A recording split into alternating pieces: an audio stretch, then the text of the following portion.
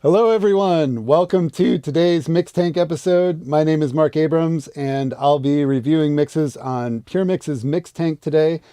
Mix Tank is a think tank for your mixes where you can submit your mix and get feedback from the Puremix community members. And every other Monday, I go live to review mixes on YouTube. Although lately we've been doing some other special things too. We've had awesome people talk to Andrew. We did part one of that. Which is Andrew Sheps, and a bunch of his previous guests came online to ask him questions. If you haven't seen part one, go check it out. Next week, we'll be back with part two, and the week after that, we'll be back with a great big plugin show, reviewing another plugin for that. And then after that, we'll be back from Mix Tank. So normally every other week, but we've had some special stuff pop up that we've had to do. So also some very fun stuff. If you missed the great big plugin show last week, we had Brian Lucy, a mastering engineer who's well known.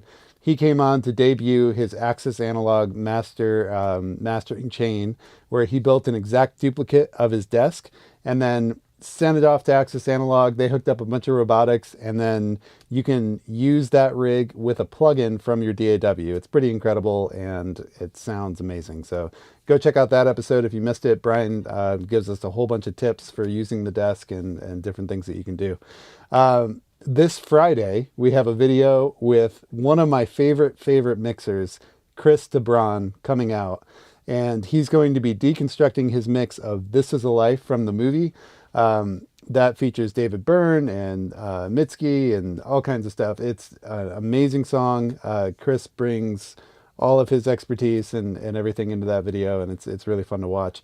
Other songs that Chris has mixed that I love, he's done a number of Beyonce songs, but my favorite work with him is with the artist Sohn. It's Sohn, just like John with an H, but with an S instead. So Sohn, Sohn. He's done some amazing work with him, and I really love his mixes and his approach. So definitely check that out on Friday. In 2 weeks, on September 8th, we're going to be releasing another Daryl Thorpe video with Poppy. The song is called Her, and Daryl brings all of his mixing tricks to the bag and just knocks it out of the park. It's a super cool video. We were just working on that this morning, and it's great. So yeah, definitely check back in on all the future content coming up. But today we're here to talk about Mixup. So let's dive in here. So I've got Mixup pulled up on my screen here. And for anybody who's new here, over on the left, I have a bunch of cards with mixes that have been submitted by Puremix members. And over on the right, there's some info about those mixes, which is up here-ish. There you go. And then, of course, you guys are right above me in the chat. This is a community effort. So guys, please put your comments on the mix up in the chat for people to see when they watch the replay, if they're coming back to see what happened on their mix. Mix Tank is all about the community, and this show is as much yours as it is with me on the camera. So to start things off, we have some people in the chat who have submitted mixes. Guys, if you're here, I try to get to the mixes for the people attending the live stream first. So please drop your Puremix username and the song that you submitted into the chat, and we'll be sure to hit it before we get out of here. So to start things off, the one and only Studio Jaman, Mike Ornsby, has submitted a song, and that is Trail of Lost Souls. Let's see if I can find it here. There we go. All right, I'm going to kick on HD, and in the center here, you guys can see other comments that have been left by Puremix members. And yeah, that's what we're going to do. So let's dive in. I'm going to hit play.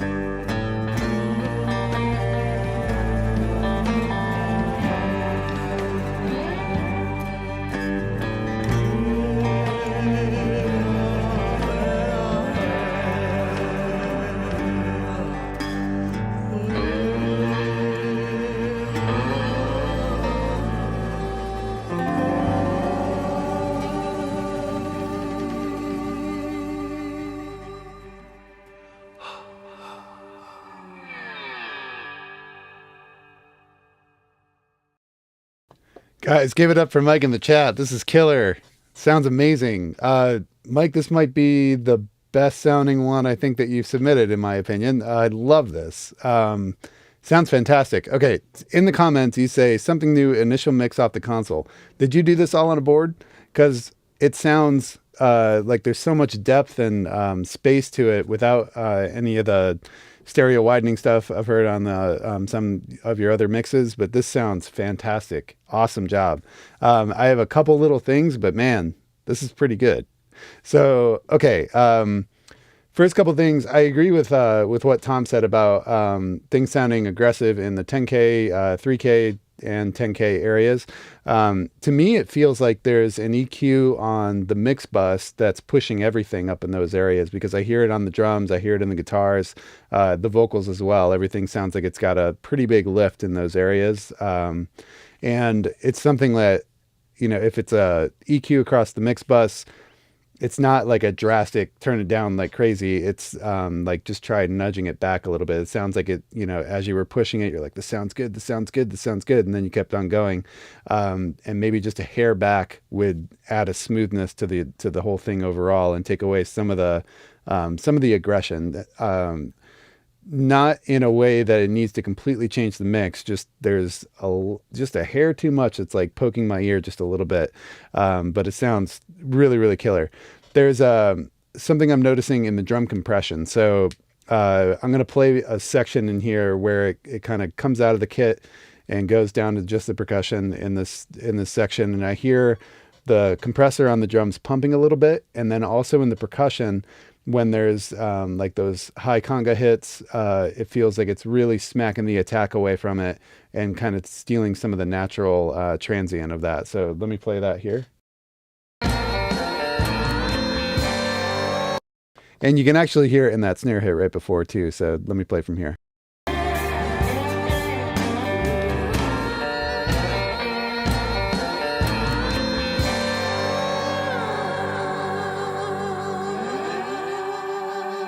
And now we're going to listen to the conga.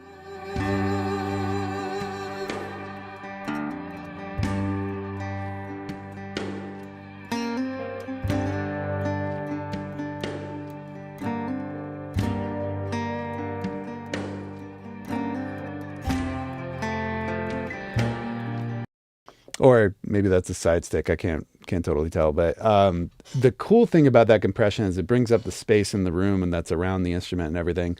The bummer about it is it's crushing the initial attack and making it a little less to discern really what the instrument is, because most of the information that our brain perceives about a sound happens in the transient. So if we crush that down too much, things get a little bit fuzzy for our brains, basically. There's probably a better psychoacoustic answer about that. But what I would suggest doing is maybe to keep some of that space on there is to use that compression in parallel and see if you can get some of the dry signal back into there.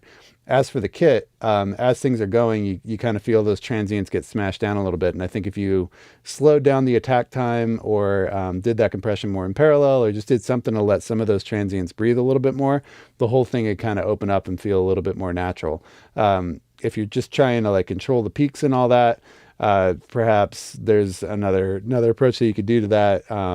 Again, like parallel compression is your friend on that stuff, and it might help out there. But this sounds incredible, really, really good. I'd say just check out the EQ in those areas. If it's not on the mix bus and it's on individual instruments, just check out those areas and see what you can. There was one other thing in the vocal, and I thought I heard a little bit of muddiness down below that was happening somewhere around here. Let me check it.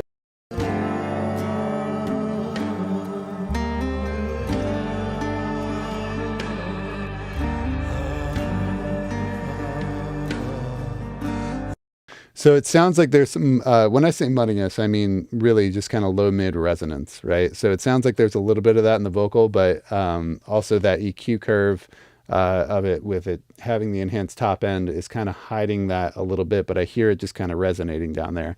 So maybe that's something to look at as well, but it's super, super tiny. It sounds incredible on my speakers. That was a joy to listen to. Thank you.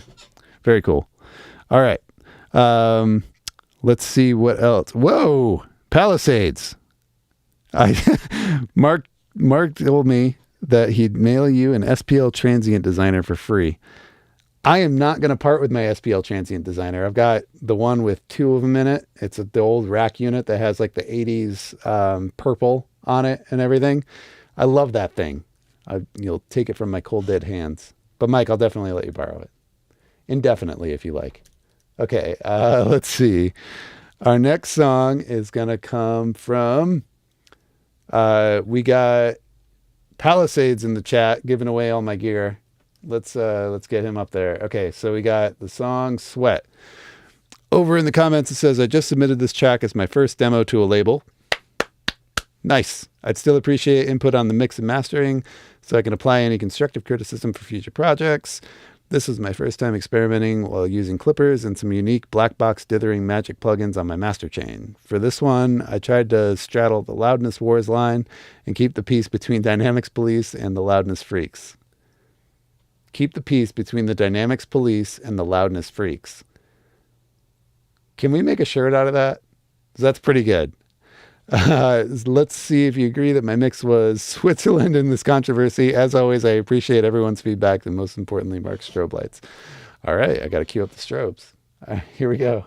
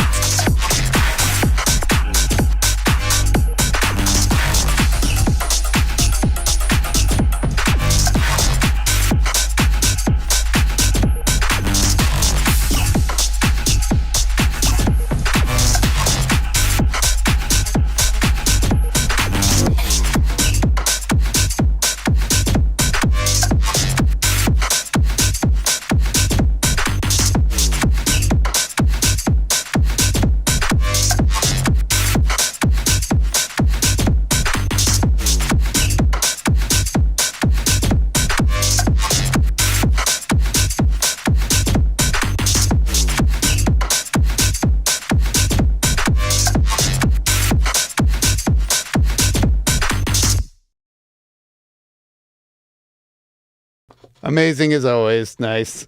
All right. Give me an excuse to break out the strobe effects. Awesome job. got a couple things on this one, and it's sounding really good overall.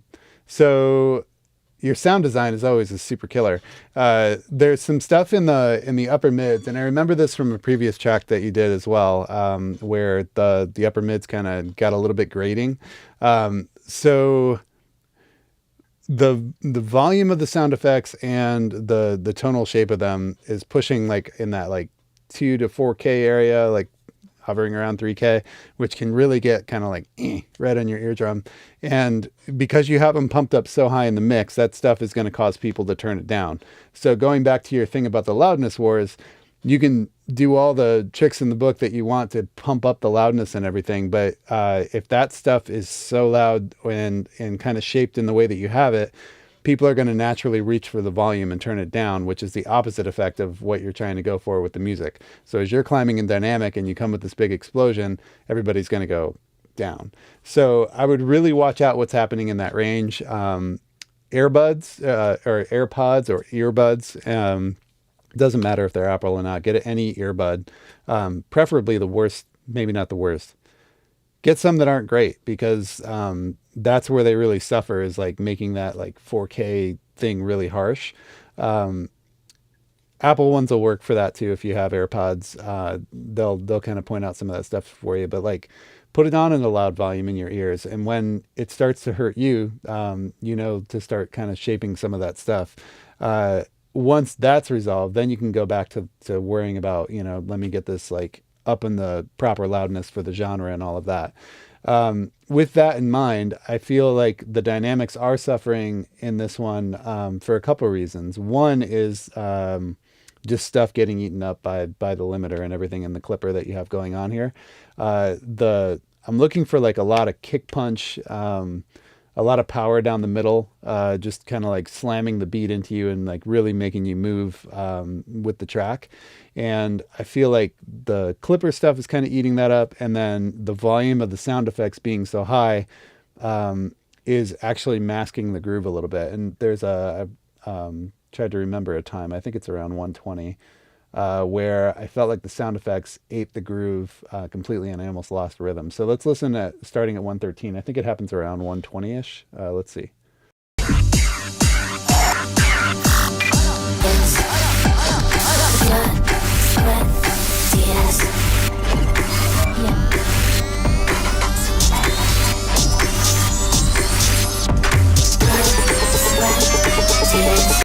Yeah, so it just kind of ate up the one a little bit on that bar. So I would just watch for some of that stuff in the basic balance things.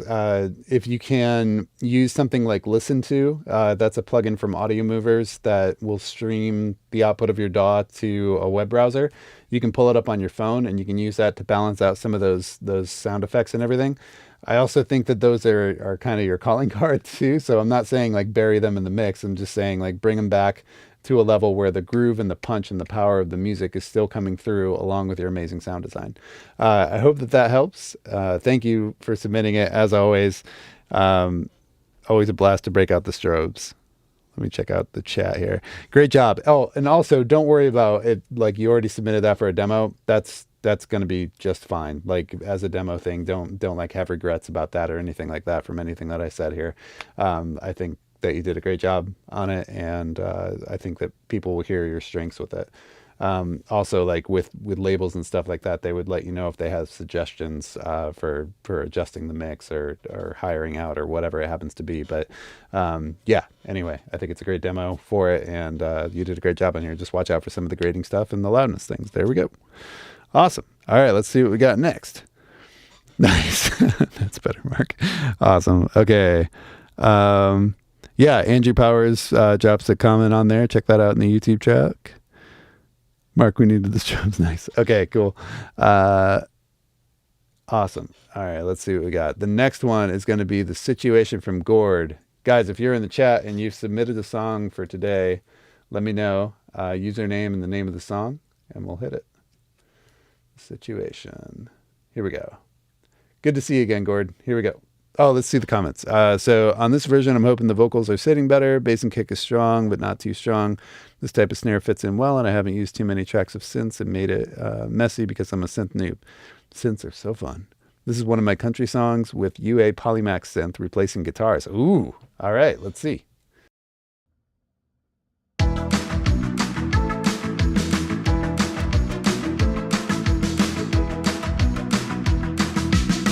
When I came into this place, I was looking around.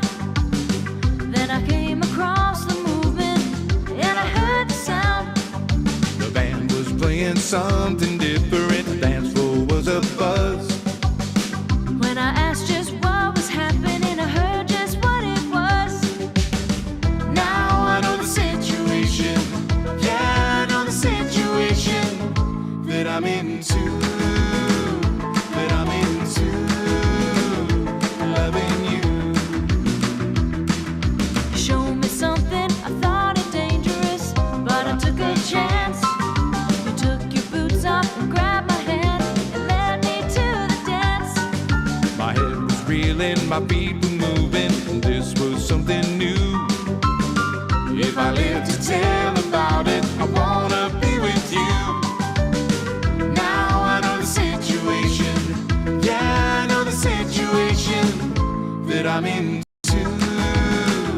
That I'm into loving you. I close my eyes, my mind explodes. You do just what she says. My senses spin, I hear her voice. You do just what she says.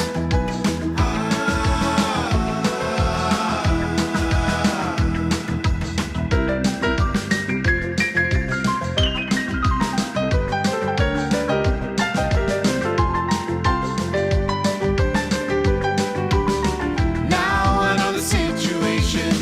Yeah, I know the situation that I'm into. That I'm into loving you. I close my eyes, my mind explodes. You do just what she says. My senses spin, I hear her voice. You do just what she says.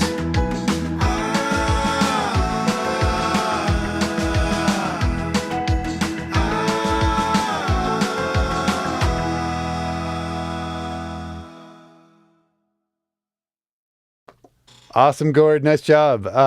Man, this is sounding really good. I'm hearing improvement on your stuff as well. This is cool after coming back for a while. And it's also really awesome for me, like how many of you guys come back when we do these and getting to hear progress. We've been doing this all year, and I feel like Gord, your stuff is sounding better. Palisades sounding better. Mike stuff. This is all like awesome today. This is so very, very cool. And it's awesome that you guys are coming back. So thank you for being a part of this and for submitting and being a part of the Puremix family. Awesome job. So a couple of things I heard. One, I love what you did with the synths. I don't think you're a synth noob at all. And it wasn't poking out in a weird way to me or anything like that. It sounded like the patch fit in well, and it worked out really well. So cheers on that. I had nothing to say there. Very cool. So yeah, we're going to talk about vocals, the kick and bass. I want to hear something about the bass. 1 second. You do just what she says.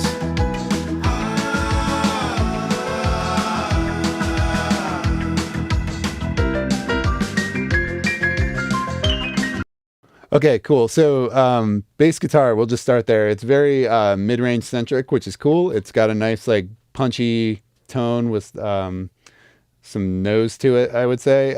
It could maybe use a little bit more low end to make it marry with the kick. But before worrying about that, let's talk about the kick drum. The kick drum is a little bit loud to me and coming out of the mix a hair. It's sitting in front of the snare drum to me. And yeah, I think that could possibly use some work, although I love the importance that you placed on it with keeping the power going and that drive on the bass drum. So I wouldn't say like thin it out or duck it back too much, just maybe a hair, and listening to the snare kick relationship, kind of seeing like, can it come back a little bit, still give you that power and not sit in front of the other instruments. The next thing I would go to is the vocals. So the vocals sound a little overcompressed to me at points, but they're also fairly dynamic, where some words are going away a little bit and some are staying strong. And with this music, this is a very vocal centric song to me. So to keep that vocal up front, I would again, I'd go parallel compression here, and I'd try to lower the distance between some of those louder phrases and the quieter ones that are getting lost a little bit. If you push a parallel up in there, it'll kind of fill in the holes where the vocal dips down a little bit without you having to compress the vocal like crazy and then turn it up in the mix. It's going to sound more natural. You won't get some of the, kind of nasally sounds that you can get from overcompressing a vocal. So yeah, parallel compression, I would say, is your friend here. A couple suggestions for parallel compressors. I am in love with Soundtoys Devil Lock on vocal parallel compression, just in the default setting that pops up with it. That thing works for me, I'd say 85% of the time. It's pretty freaking awesome. The other thing that I've fallen in love with doing since we did our live stream with Michael Brower a couple months back now, I think it was in May when we did the live Q&A session with him, but I've fallen in love with his multiple compressor technique, where he's got, in his template, it's crazy. It's like 5 or 6 different vocal compressors. And actually, on this topic, I wasn't plugging this, but in 2 weeks, we have a blog article coming out that's all about Michael's multiple vocal parallel compressor technique. And basically that's just having, a bunch of faders. It's copies of the vocals, so you can do that as a send and then make, a bunch of aux inputs that are all receiving the same input. Throw some different compressors across them that give you different vibes. So the Devil Lock isn't right for everything. Sometimes it can be too aggressive and add like too much saturation to it and just kind of get a little angry. So in that case, I would, probably look at something like a Fairchild and maybe not squeeze it as hard. I think Michael's thing is that he has all those compressors only doing like a dB of reduction or something like that. So it's not about smashing them, but he's just kind of blending in the tones and the feelings of those compressors. Sometimes you got to smash it and then, lift it up into the mix on the fader, lift up the fader to kind of feel the parallel effect. But yeah, those are a couple different techniques I would try out on this, and then see if you can release some of that compression. Also sounds like there's a good bit of limiting on the track overall. It's not to the point where it's not dynamic at all. There's still a decent amount of dynamic in it, but it does sound like things are getting squeezed a little bit and kind of held down. So that might be something to look at. The piano, let's talk about that. So I felt like it got a little bit bitey actually in the section I just played, where there's a little bit of an upper mid thing that's kind of getting, a little bit pokey and attacking your ears a little bit. So the upper mid might be a little bit too biting. Maybe you can bring some of the body back into that piano. And then I think I'm hearing a reverb on there with a really long decay as well. So it's making the thing feel very spacey, but this track doesn't feel like it should be living in a swath of reverb to me. So maybe bring the decay down or bring the reverb return down for that. Or the mix if you have it on insert. That might be something to check out. And the affected vocal, so the one that goes super wide, felt like it's a little too wide for me and kind of out of phase, and it makes my kind of head get swirly a little bit. So that could probably come in a little bit and get some of your phase coherency back from left to right on it. The other thing I had was the B3. I just hear it poking out a little bit, not poking out like too loud in the mix. I hear it making itself heard only in the upper mid. So again, like there's not much body to that thing. And I'm not hearing a lot of the low tone that makes B3 sound incredible. So that might be something to kind of tweak on. If that was, I don't think that could be done with Polymax, but if that was a VI, maybe you can kind of bring some of that back with EQ or something like that. The low mids in general in the mix feel a little bit kind of like they're dipped out to me as well. So if you have something that is dipping those, maybe bring it back a little bit. But last thing is the percussion at the very end. There's a clap or something that's happening on the left, and that was stepping in front of the snare a little bit to me. It wasn't kind of fitting into the gel of the rhythm section. It was just kind of poking out a little bit. So that maybe is something to look for. But yeah, overall though, Gord, like I'm hearing a lot of improvements on this stuff, and that sounded like a lot, but it sounded really good. So great job. Thank you very much for submitting and for coming back. So guys, if you have tracks in here, make sure you throw them in the YouTube chat. username and song name so I can find it. Just scrolling back through the chat here, I was talking about the Magic Garden mastering rig a little bit earlier. There is a coupon for that. There was a question in the chat. The coupon to go and try that rig out for free is magic-garden-intro. And you can fire the rig up and play with it. I think it's for like 2 hours, and you can use the coupon twice if I'm not mistaken. So that's pretty cool. It's a lot of time on there. Definitely check it out. That's at accessanalog.com. Okay, let's see what else we got here. Aha, I got one. Okay. Next one is going to be California from Chris Sevenways. Let's just try California.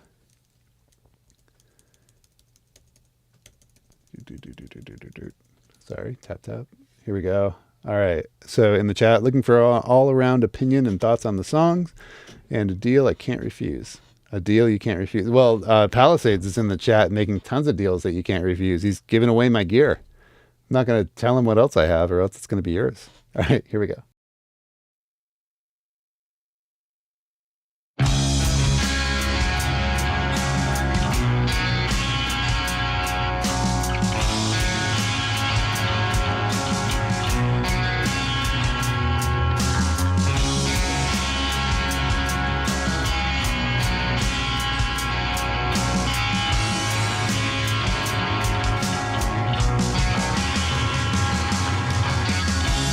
Lately I've been thinking, should I pack my things and go?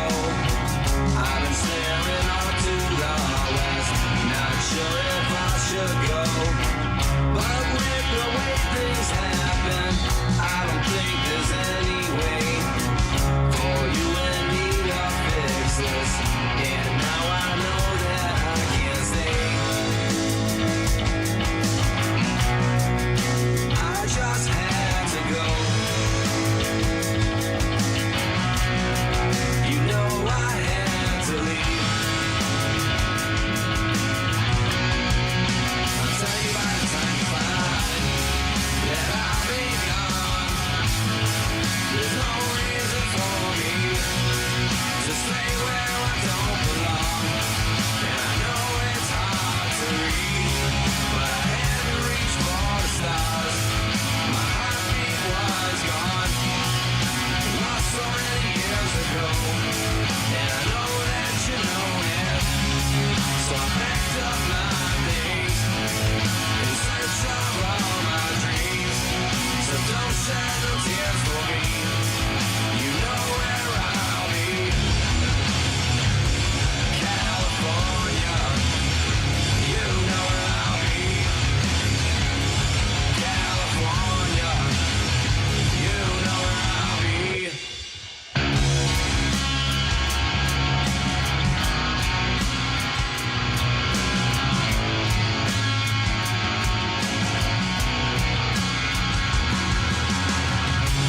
Tears me apart, but I had to go. I can't answer your phone calls. You have to just let me go. 'Cause there is nothing left. I chose this bed where I lay. This was my decision. It was not one that you made. I just had to go. You know I had to leave. I'll tell you by the time you find that I'll be gone. There's no reason for me to stay where I don't belong. And I know it's hard to read, but I had to reach for the stars. My heartbeat was gone, lost so many years ago, and I know that you know it. So I packed up my things in search of all my dreams. Sorry, I got to pause to yell at 6 of 1 real quick. He says, man, I can no longer compete, but enjoy listening to the talent. Very cool stuff. I'm going to brag on 6 of 1 for a second. Adrian is his real name that he's hiding behind of 6 of 1. But he's writing some incredible music. He's just been working away and turning out incredible songs. So definitely check out 6 of 1 on Spotify. Sorry, he's my friend. I'm shouting it out, but no more of that imposter syndrome there, because your stuff is amazing. Definitely check out his. He has a video on Puremix as well. It's a pro member mix fix with Fab DuPont, so look for that. Back to our regularly scheduled program.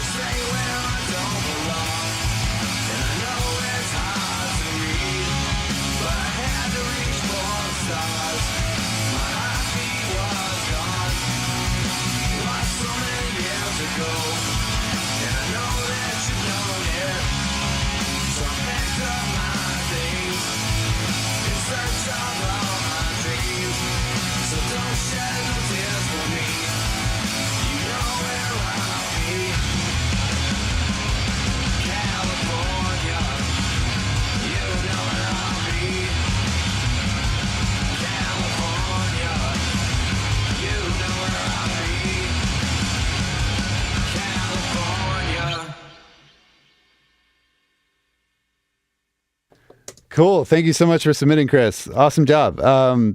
Yeah, let's chat about some stuff. This is super cool. Guys, before I do that, I want to encourage everybody to drop some Spotify links or links to your social media and all that in the chat, so that everybody can follow each other. There's been so much amazing music since we started doing these mixed tank things. And while the purpose of this is not necessarily to promote your music, I've had inquiries from several people asking if we can make a mixed tank Spotify playlist. I don't know that we'll be able to do that, but I would like for everybody to, get some promo out of this. We're playing your music, and you're brave enough to throw it up there for us to comment on. So please, be encouraged to drop some links in the social media. Self-promote away. It's hard enough out there for musicians, so definitely do it. Okay, and Chris, that came to mind because I was just thinking about the kind of bands that I'm listening to, like where you guys might be at in your career, even where you're located geography-wise and all of that. And I was just thinking, indie band, it's awesome that you put your stuff up here, so let's all follow each other. Okay, that was random, but there you go. Okay, there's a couple things to address in this. The first one, right off the bat, some kind of overarching things. So this is I'm zooming out pretty far here. So the first one is, this to me sounds like a band. Everybody is talented in the band, and you guys are doing great stuff. The melodies are cool. The singer's voice is nailing the genre. I think it's interesting to listen to and all that. It's a cool song. There's some length things to the song that if I were producing this, I might take a look at some sections and see if we could cut some space out of it. But that's, outside of the context of a mix thing. So basically what I would encourage you guys as a band to work on, this is something that I'm hearing in the mix, but also in the choices that the players are doing. Think about what is the key focus of each section of the song. So this applies, when you're doing a mix, but at the very beginning of that, it applies to the band and how they approach the song first, right? So if we're going into a verse, the guitars should probably pull back so that the vocals can step forward, right? So if you're doing an intro, like the band's ripping, they're going all out, the guitar player's loud, the part's loud, the choices of what he's playing and all of that are loud. You go into the verse, things pull back a little bit most of the time so that the vocals can come out and step forward. And I think of this a lot, and sorry for the people who have heard me rant about this before, but I think of this as players on the stage. So visually, as we go into a verse, I would imagine the guitar player kind of taking a step back and the singer taking a step forward, right? That would happen both in how they're playing, the dynamics of it. The drummer, is going to come down. He's not going to be playing quite as hard. I mean, obviously it depends on the part in the song, but for the most part, that's what's going to happen is that the dynamic is going to change on stage to allow those people to step forward. And before it matters of how you're doing balances in the mix, it matters in the parts of the players and how they're bringing that energy section by section. I like to think of going from section to section in the song as scene changes. So it might not be a drastic scene change, but as the balances change and as certain people step forward, you're getting a little bit of a different picture. So we're stepping into a different part of the song. Then when the next section hits, we're getting another change. And those things are all kind of dynamic and moving as they go along. So as a band, I would take time in your practices to think about like, okay, as we go into the section, what should happen? Should the band should, in a song that's vocal related, yes, this is a rock song, but it's got a pop format to it, or the song structure is widely accessible. As a band, what needs to happen there? So talk about, okay, so let's bring the dynamic back a little bit and let the vocal step forward if that's called for in the song. If everybody's just supposed to be full bore the whole way through, that's a thing too. But just talking about that in performance coaching, I've seen it a couple times with bands where the performance coach will kind of tell the band like, hey, if that person's singing, everybody should be focusing their attention on them. So both in how you're playing, your position on stage, your eye contact with the singer. So I've seen it with a couple pop bands where they'll purposely start working some of that out. So instead of a band all kind of focused on their instrument and either looking down or, looking out into space and rocking out or whatever, they'll say like, hey, on this section, what if everybody diverts their attention to the lead vocalist? It tells the audience, hey, this is the focal point of attention right now. So thinking about that stuff as you, kind of craft the songs, as you're producing the song, you can kind of make those things happen inside of the band. So that's a random thing that while it doesn't seem like it applies to mixing, it all starts at the source, right? So there's that. Now in the mix, you do the same thing, right? So what can we change in the mix to draw more attention to the singer? What I'm hearing in these guitars is there's a lot of upper mid-range, the volume's pretty high in them throughout, and the vocals kind of competing. The vocals spread out really wide in this mix. I would consider trying to harness that in and using the center a little bit more to give importance to the vocal. But the most of all, the guitars are just kind of louder than everything else and sort of eating everybody up, especially in the upper mid-range. So in the mix, if I was given this multi-track, I would be trying to find ways to create dynamic and create those scene changes. So I would probably dip the guitars back a hair if I could and make sure that the vocals were kind of sitting loud and proud. If that makes sense. You're not necessarily trying to mix a pop song, but a great example of this I've said before is the Foo Fighters. Daryl Thorpe is a master of this. The snare drum is kind of like out in front, and the lead vocal is just kind of right behind it, which still gives it that intensity of not being a pop song where the vocal is way out front. But you can kind of hear everything and get the power of it. So going into the weeds a little bit more, the guitar tuning is the first thing that stuck out to me on this. So the intonation of the guitars, you guys may have tuned before you did all of the takes, but if the guitar's intonation is out, you're going to have problems throughout the whole thing. And I'm hearing that in the bass and the guitars. So guitar tuning is super important, and make sure you stay on top of that. Take your guitars to get set up if you don't know how to do it. There's a number of free resources on YouTube. Gibson has a great video about setting up your guitar intonation at home if you want to do it yourself.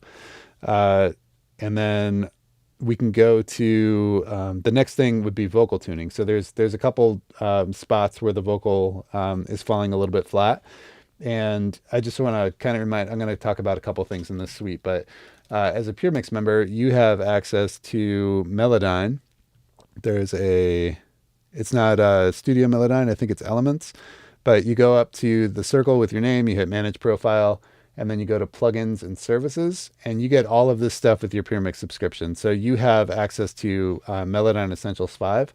You could do some light vocal tuning with that and try to get things back into shape. And then, of course, there's a billion other plugins, which I won't mention, except for Drum Replacer, because the next thing I want to talk about is the drums.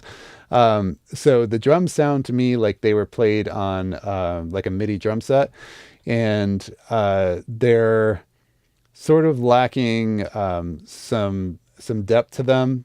Some of the samples that are in there, they sound a little bit hollow. The snare sounded a little hollow to me. One of the things you could do with a MIDI drum set is one, record the MIDI into your DAW. Two, if you are using a MIDI drum set and you're kind of limited to that with your recording setup, maybe you don't have enough mics, or that's just what you got and that's what you want to use, that's totally cool. If you can get real cymbals on that thing, you can still mic up overheads on it, and you'll have real cymbals that don't have the sample issues that can be kind of heard in the electronic kits. So that's two options there. And then you could replace kick, snare, toms, and all that inside of there. So drum replacers available inside of the Puremix suite. That is absolutely by far my favorite drum replacement plugin. It's incredible. It will actually listen to the input signal and divide it into 5 different sections. You can go in there and decide what is bleed and what is not. It's just amazing. So definitely check out Drum Replacer. And then Splice is a great source for samples. They include some with the plugin as well, so that's something to look at. Other thing was like the kick drum. I'm losing the kick drum. He's doing some double bass rips and stuff in the solo.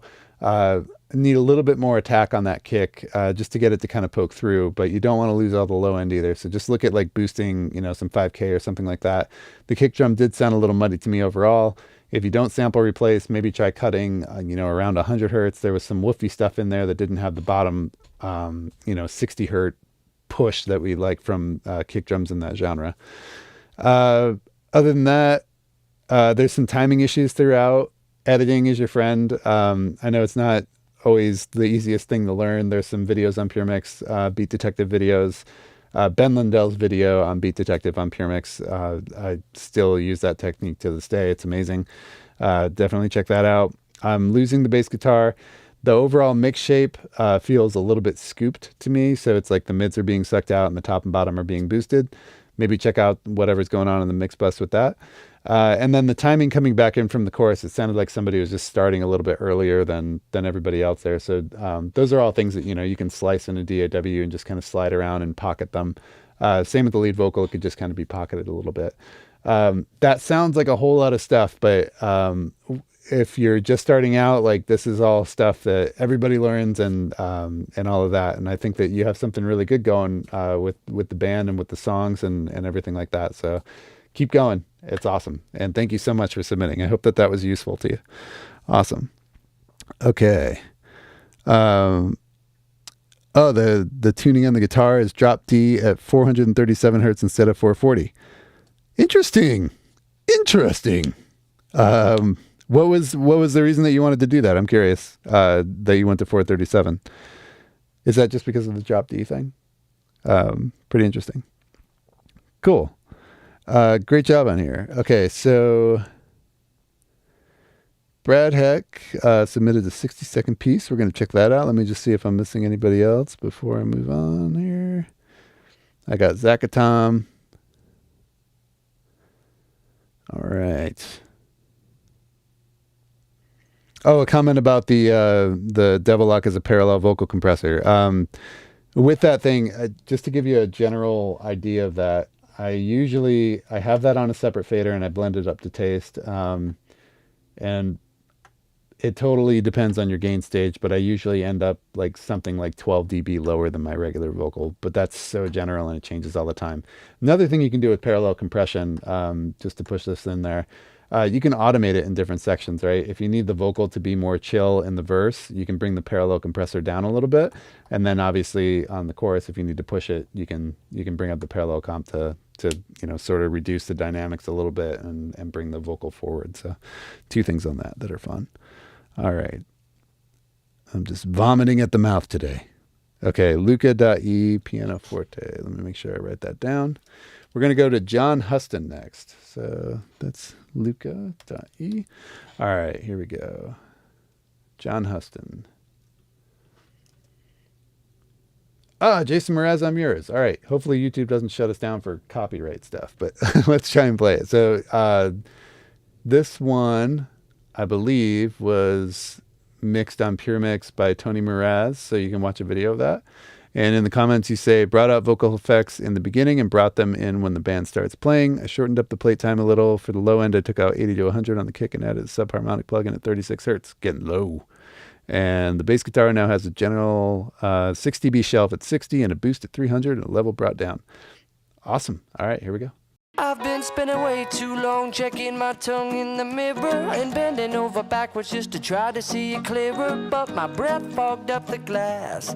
And so I drew a new face and I laughed. I guess what I'll be saying is there ain't no better reason to rid yourself of vanities and just go with the seasons. It's what we aim to do.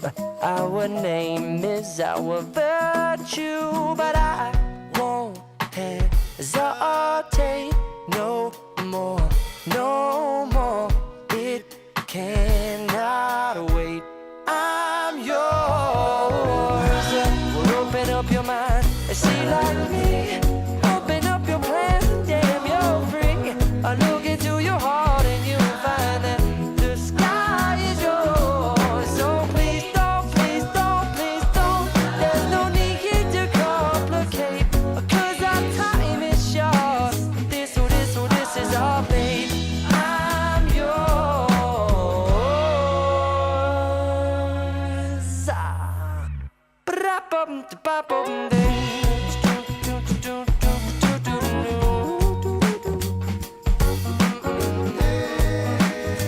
Oh, I'm yours. Oh, I'm yours. Oh, whoa. Baby, you believe I'm yours. You best believe I'm yours.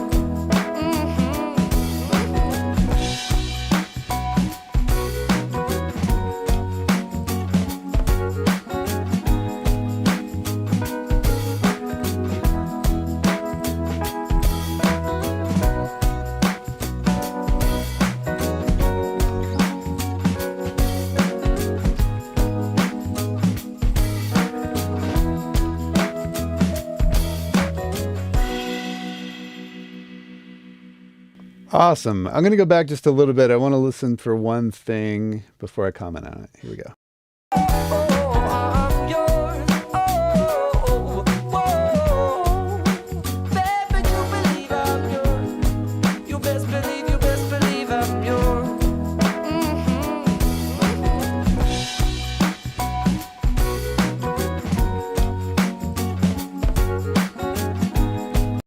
And one more thing. Open up your plans and damn, you're free. I look into your heart and you'll find that the sky is yours. So please don't, please don't, please don't. There's no need to complicate, 'cause our time is short. This is our fate. I'm yours. Okay. It looks like you've submitted this before, probably. Some of those comments that you have, like you have a 6 dB shelf at 60 and a boost at 300 and the level was brought down. I'm guessing for the low end, you took out 80 to 100 on the kick. So I'm guessing that you've had this up before and this is another mix of that. So I'm actually going to go against one of the things that you did on there. And this is kind of zooming out again. You're getting philosophical, Mark, today. But I would take a look at like what the important elements of this production are as you're going through. Like, what are the main drivers of the song? It's that up rhythm, it's the reggae thing, more than it is the downbeat of the kick. But there's a lot of importance placed on the downbeat of the kick or on the kick drum in general. It's very, very fat in the bottom, which I'm guessing is some of the subharmonic plugin that you did, and it's putting emphasis on that beat versus on the snare or on the 2 and the 4 of like what the guitars are doing there. So possibly putting the snare in more of an important role here would help push the groove along better. And one other thing with low end, and this is true with balances and all the things that we do, compression, balance, all of it has an effect on the groove. So for example, on this one, if the 2 and the 4 are being accented with the reggae genre, or with the pattern going on, if you put the importance on the kick drum, which is playing on the 1, then the groove of that completely kind of falls apart or doesn't come across as much as it should. But if you lowered the kick drum, took some of the bottom out of it, which would take away some of the importance and the priority that your ears are giving the kick drum because of its size, you'd probably feel the reggae pattern a little bit more.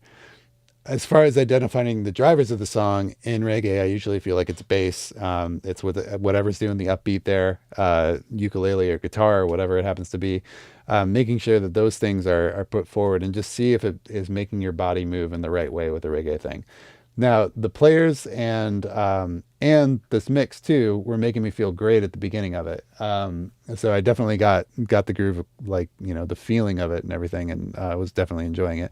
But I would check out the priority thing, and that's going to tell you how to balance it. So how long or how loud should the kick drum be? It should be whatever priority. After asking yourself a few of these questions, that's how loud you should make it, right? So if it's not the most important thing, then it shouldn't be the loudest thing in the mix, or have the most low end or the most size to it. So hopefully that made some kind of sense there. I just blacked out for a second. But other stuff I heard, the vocal feels a little bit compressed to me, and like there's some saturation happening on it because of the however it's being pushed. I would consider letting that breathe a little bit more. And there was something else I had. The bass guitar, I feel like it actually come up in the mix. That was the thing that I was going to say that was coming against it. And that's mostly, again, because of the importance of it in the song and the arrangement and the groove and all of that stuff. So I hope that that's all useful. Let me see if there was something else I had.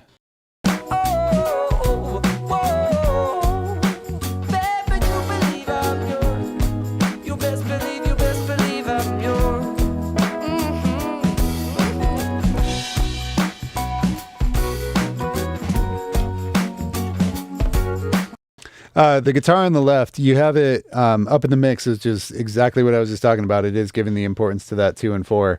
The one on the right feels a little bit out of balance to me because the one on the left feels a little bright. So I love the volume balance that you have going on it, but it might be just a hair too much top on it, and then that is making the other guy feel dull.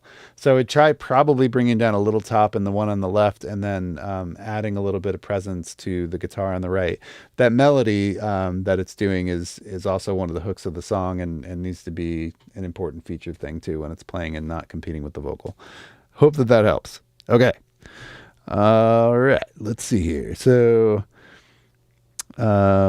yeah, and just check out the vocal compression and the distortion on there. Somebody made a comment. Zach says, sounds awesome. Maybe a little de-essing on the vocal, but overall great job. Yeah, so the de-essing might clear up too if some of that compression is released. Okay, let's see what else we got here. Chris, that's awesome about just choosing the 437 thing. That's great. Yeah, just if you can get it intonated at that tuning, then that's going to be pretty cool. Which, yeah, if you try a different tuning like that, if you leave 440 and go to 437, you're going to have to set the guitar up again. So that would cause some issues. Okay. Let's see if I got any. Oh, yeah, we had Brad Heck, I think, was one on here. Did any of you guys put social media links in the chat? Come on. Stop being so humble. No, humility is a great thing, but you guys really should post some links in there. That would be great. Mostly because I want them. I want to go back and listen to some of this stuff. Okay. Next one is going to be Sakatom. I think I'm going to spell it completely wrong. Here we go. My bad. I like the name of the song. Okay. Do you think the energy of the mix ebbs and flows nicely throughout the arrangement? The artist loves hard panning guitars. Do you think the track has a solid enough balance, especially among the guitars? Let's see.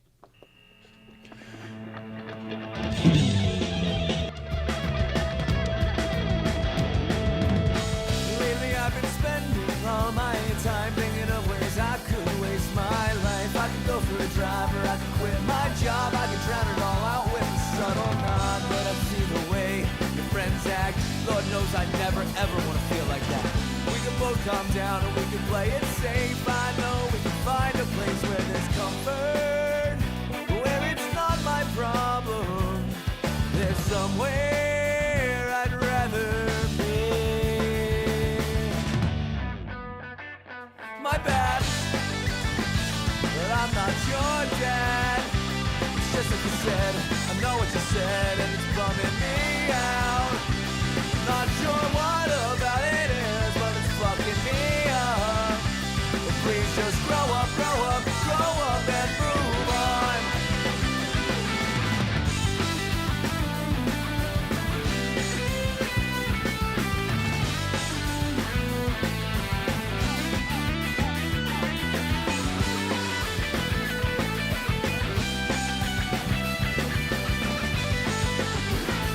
Let's find comfort where it's not my problem or responsibility. You know where I'd rather be. Oh, my bad, but I'm not your dad. Just like you said, I know what you said, and it's bumming me out. Not sure what about it is, but it's fucking me up. But please just grow up, and move on.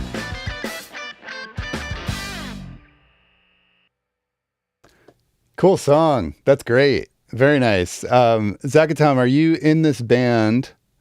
It says the artist loves hard panning guitars. So I'm guessing that they're your client. You're recording a band. But the band's fantastic. Great job. If you produce this, great job. Yeah, that was cool. That was a fun song. Okay.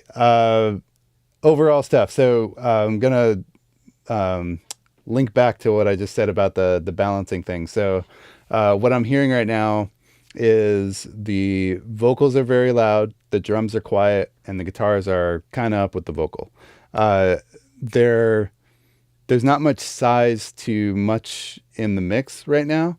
So everything feels a little bit tiny. Things that you can do about that. So this is a punk song. It's kind of got an indie vibe to it. So you might not want to go like full on Turnstile production or like Pierce the Veil, or you might want to stay away from some of that tonality. It doesn't sound like it's going for a major label, like big sheen kind of sound, if that makes sense. But there are some cool things. So I would point again, I'm on a Daryl Thorpe kick today because I've been working on that new Poppy video that he has coming out in 2 weeks. 2 weeks? Let me make sure I'm telling you the right date. Yeah, that comes out September 8th, so 2 weeks from Friday. But Daryl is the king of this stuff. He does such a good job on it, and it's like a different style of rock production. So you have, like, let's say that you have Pierce the Veil on one side and you have Foo Fighters on the other. Foo Fighters has a more natural sound. The drums are not like sample replaced, and it feels like a band playing. And then Pierce the Veil doesn't necessarily not feel like that, or maybe like Avenged Sevenfold or something like that. Like you get sample drums in there, everything's super tight and precise, everything's smacking and loud and up front, and it sounds super polished and all that. This feels more like it's on the other side of that. So all of that to say, I would point you to Daryl Thorpe, his Foo Fighters mixing video, which is with him with the DGs, which was their Bee Gees cover band. We did a video with him mixing that. He's got some other ones on there. There's a Foster the People, Future Elevators was another one. Check out Daryl's stuff because he's awesome at this. And in the DGs one, he talks a lot about guitar tones and volumes and where to put those things. So in an indie thing, that's one of those ones where I like to have the snare just kind of over top of the vocal, right? Like you're you can hear him all the time, but he sounds like he's trying to get through it, and that adds some of the energy of like there's some angst in this voice, and I think like if you put it so that he's like kind of almost fighting to break through and like talk and speak and sing and all of that, it adds some intention to the aggressiveness of the music, and it would also just kind of bring the drums forward in a cool way. I would also kind of work on the EQ of the drums. They sound a little bit muffled and a little dull sounds like a really negative word, but they're lacking like some dimensionality to them, some size, I guess, but detail, I guess, would be the other thing. They also sound very mono, which is okay. But to go to your question about the balance and the panning on the guitars, I feel like I've got a lot of information in the center, and then I've got guitars, hard pan, left, right, 100%. And I don't have much happening between 0 and out in 100. So the mix feels very separated to me. It doesn't feel like a cohesive band playing together. It feels like I've got one thing over here, one thing over here, and then everything else right in the center and nothing in between. There's no spillage. There's not much happening in the stereo image in between those. Things you can do about that. I would try adding a room, a commonality to all of the instruments. So UAD's Ocean Way is amazing for this. Sunset Sound has a great one. Or sorry, T-Rex has an awesome one from Sunset Sound for room reverbs. And I think they have some other ones. There's like a Fame Studio one or something like that. But any of those room simulators are really, really cool. The ones I mentioned specifically are great. I would try like placing everybody in a similar room, so the guitars and the drums, and that would kind of fill in some space in there, not so that you make it reverby, just so that you get some extra size to it. I think you could also do for some more low mids in the mix. That would probably help as well. But yeah, overall, I think it's really cool. Let me see what else I got here. I would play with the balance, some with the drum tones, and fight against the everything feeling separate. Oh, the bass guitar sounds fantastic. I love that sound. It sounds great. Great job on that. Don't touch it. So, no, that's really cool. I hope that that's useful. Thank you so much for submitting. Okay. Let's see here. Oh, no, you were fine on the level, Zach. That's totally okay. We all have volume knobs, except when I start talking, I'm going to blow you out. But, you know, it's just an audio show. Who cares about that kind of stuff? Let's see who else I got submissions from. Guys, if I haven't gotten to you yet and you've put it in the chat, do me a favor and remind me on there. I might have lost it in the scroll. Okay, let's see here.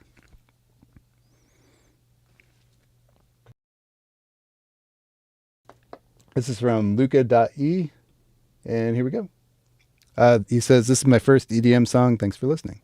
Thanks for submitting.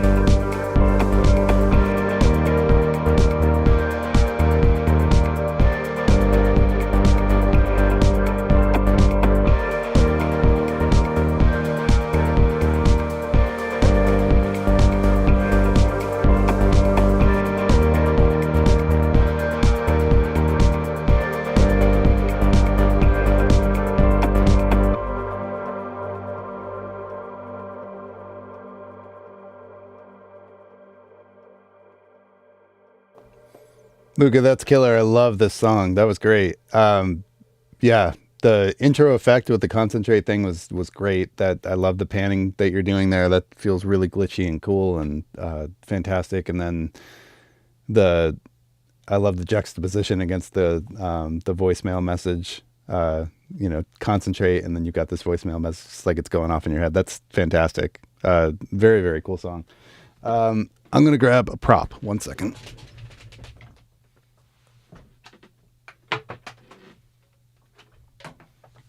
Got it. All right. Prop.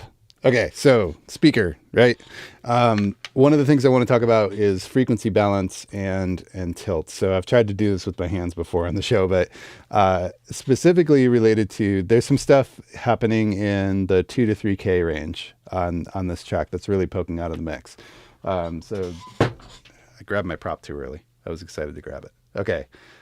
One of the plugins in the suite is the Pulsar 1178. And one of the reasons that I love that thing so much is because the sidechain feature is really, really useful in it.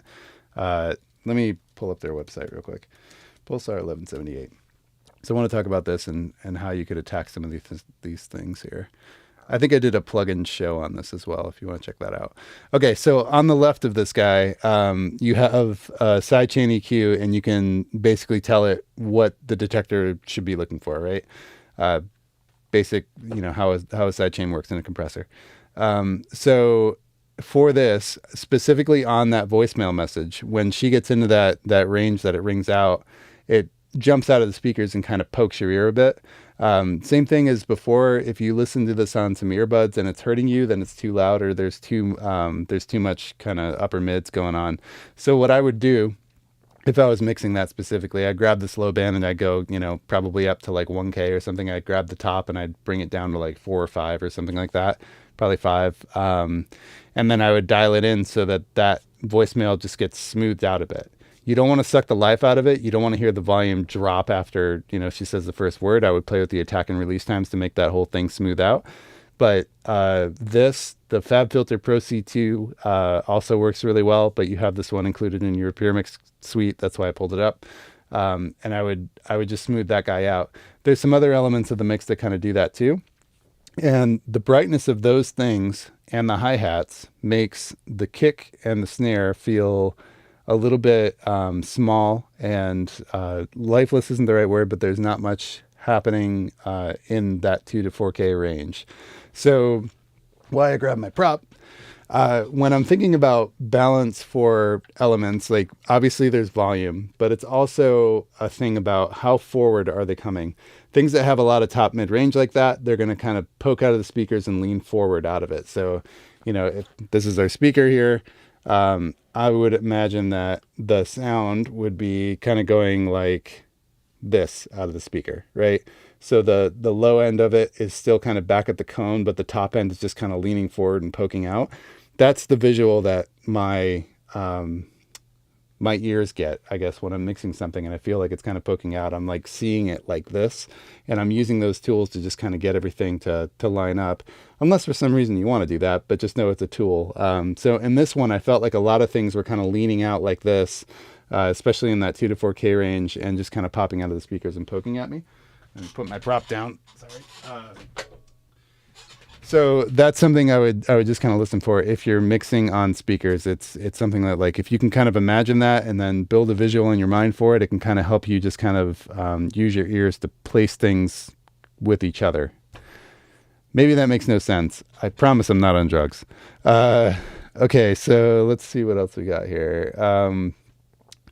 Yeah, I think just the kick specifically sounded like it had a lot of low mids and not much happening in the sub range. And I kind of just wanted to like move it down in the frequency spectrum so that it had some support underneath the track. And then the snare felt a little bit muffled because the hats feel so bright. I would just kind of listen to those two things, and then thinking about the brightness, the balance of the EQ between those things, if you can kind of get them to be more equal with the equalizer. But yeah, I hope that helps. It's just another way. That's kind of how I envision EQ and how I think about it. I'm looking for another element in the mix that tells me, like, the hat, for example, would be the brightest thing in the mix. So that's my goal or whatever, or that's my bar for, like, Here's bright in this mix. This is bright. Now let me play with the top of the snare and get it relative in a position that I like it. Hope that helps. All right. Okay. Okay, so Juan is in the chat room. Let's see what Juan has here. Mr. Lee has a song too. Let me just write these down so I don't forget them. All right, so we got Mr. Lee. Guys, if there's anybody besides Mr. Lee and Juan that I haven't gotten to yet, please let me know. Okay, let's hit Mr. Lee. Here we go. Luca, thank you. That song was really fantastic. That was fun to listen to. Make it work. There it is. All right. HD. Here we go.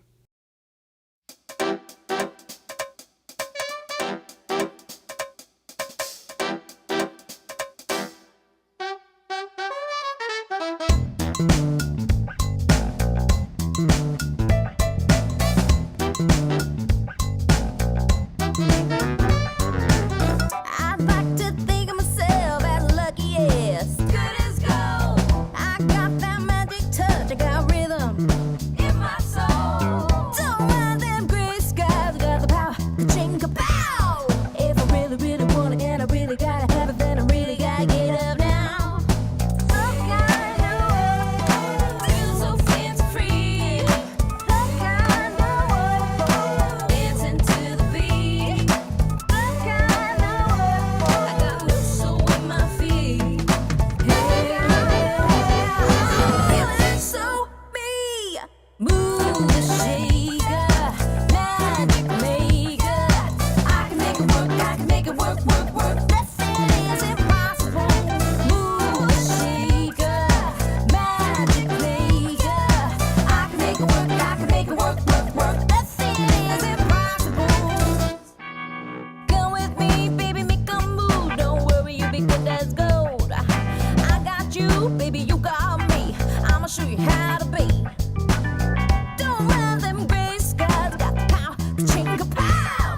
If you really, really want it and you really gotta have it, then you really gotta get up now.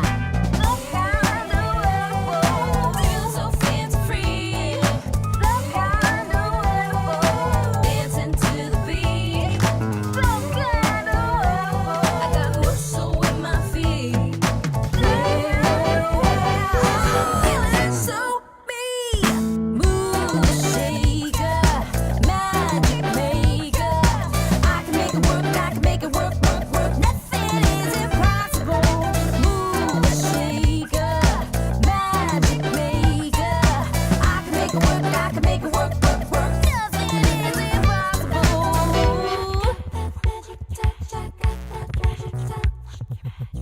I got that magic touch, I got that magic touch. I got that magic touch, I got that magic touch.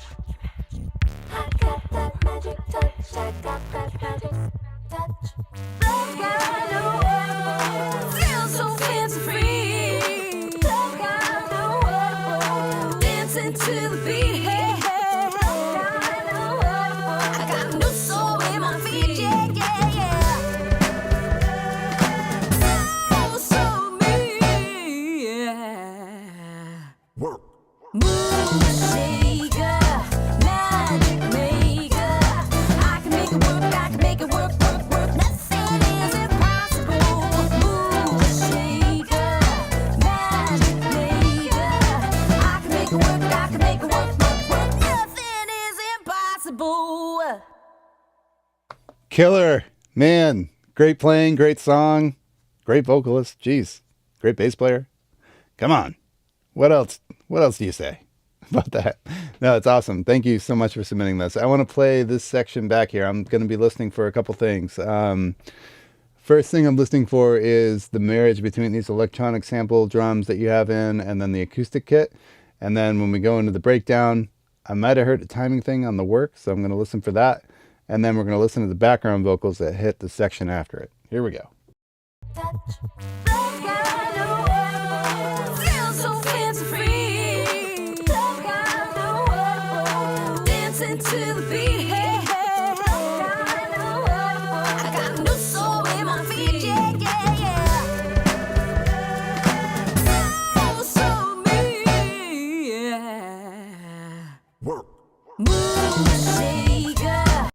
Okay, we'll just stop there and then we'll talk about the background vocals. So I was wrong. It's not an electronic thing. It's just a clap percussion thing. Okay,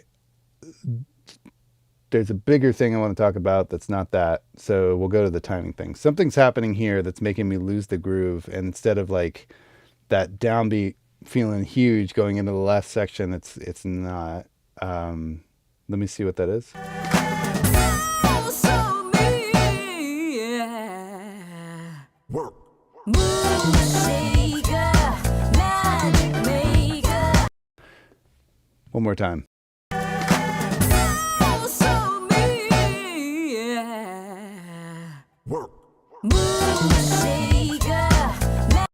It's happening on an and I think it should be on a beat. It feels odd placement to me where I don't know where the beat is. So when the downbeat comes, I'm confused, and not in a good way for me, but that could be very personal. So don't worry about it too much. If you like it, it's good. All right, let's listen to the background vocals here. Magic maker. I can make it work, I can make it work, work, work. Nothing is impossible. Mood shaker, magic maker. I can make it work, I can make it work, work, work. Nothing. Okay, so overall, I think that the thing could use some excitement in the upper mids, but these I Can Make It Work vocals, let's just take a look at those one more time. I can make it work, I can make it work, work, work. Nothing is Okay, so I'm not hearing a lot of top end or upper mid excitement to those. They sound a little bit muffled to me. And your volume placement tells me that they should be like, that's the thing at that moment. But EQ wise, they're feeling a little bit dull to me. So I think like having some brightness on those and maybe a little bit of upper mids would be cool. But there's a lot of other things in the mix that I think could also use that as well. One, this thing's grooving really well. I want to check out one more part. dancing to the beat. Some kind of, I got muscle with my feet. Feeling so me. Mood shaker. Man, that clocks well. That's awesome. Very cool. Okay, so overall, the kick, snare, and bass are on top of the vocal in this mix. It's not necessarily a bad thing. The movement feels great on the whole thing. It's just something to be aware of. If I had to guess, I would guess that the vocal came in last on this song. Like you worked on the mix with everything else, and then you had to fit the vocal into that. And that's because everything else is taking up a lot of space. It's kind of dark, and there's a lot of like low mid stuff happening there. I could be totally wrong about that, but if I had to guess, that would be my guess.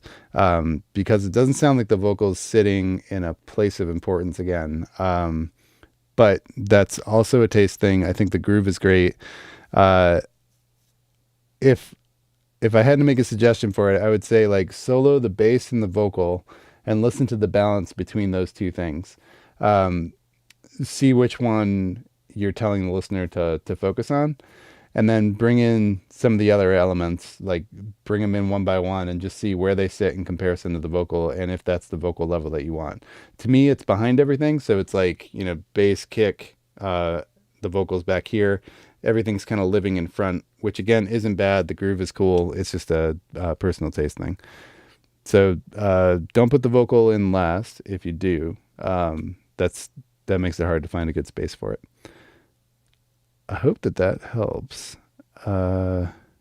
Yeah, that's all that I really had. This is fantastic. Great job. So I hope that's useful. I feel like I didn't say enough there, but yeah, I thought it was good. Okay.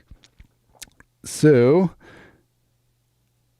Havig asks, where do I submit a track? So go to puremix.com and hit Mixtank. If you're a Puremix member, you can submit a track there, and then we can check it out. Somebody else asked if it was too late to submit a track. It is not. I'm going to go for a little bit longer. If you haven't had a chance to submit yet, you can still do it. All right. Our next track is Andrew Powers. Mr. Lee, that was really fun. Thank you again for submitting that. Very cool. All right. Andrew Powers. I need your username. Let's see. Andrew Powers. He said, me. Andrew, do you have a song on here? Let me know. Okay. Let's see. Frontlines. Frontlines is your submission. Okay. Sorry about that, guys. Frontlines. There we go. That's weird. I didn't find it with your name. I'm trying to find a sound and attempting some vocal recordings. I'm using Pitcher in FL Studio, and it's rough, but I just want to imagine my tracks with vocals. Awesome. Okay, here we go.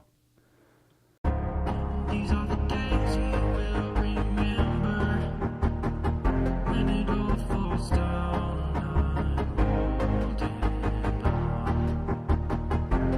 Tell me you were gone. I've been breaking my heart, thinking I wouldn't fall if I fight in the front lines, and I don't believe I'll die, and I run there every time. Telling me you're broken, and I've been screaming out your name again. And you've been here this time, holding my heart. I'm dreaming way too loud now. Hold me down, I'm thinking that it now. If I pray it out, show me the reason that I have this heart. Tell me what to fight for.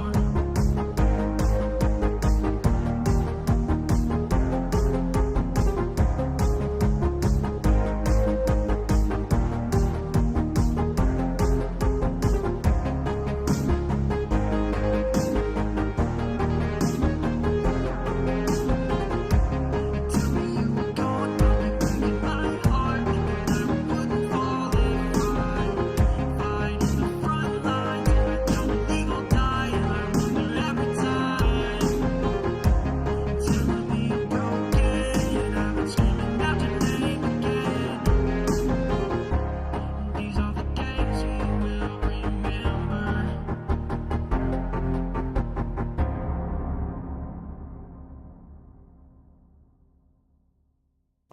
Andrew, great job. That's awesome. This is super cool. You say that your level is a noob. If you're a noob, you're on a good path here. Come on, there's something in the back of my throat and it's driving me crazy. Okay, I want to go right to this section. We'll talk about the vocals and stuff in a second, but right where the melody comes in, and we're going to focus on the volume of the arpeggiated synth versus the melody. Here we go.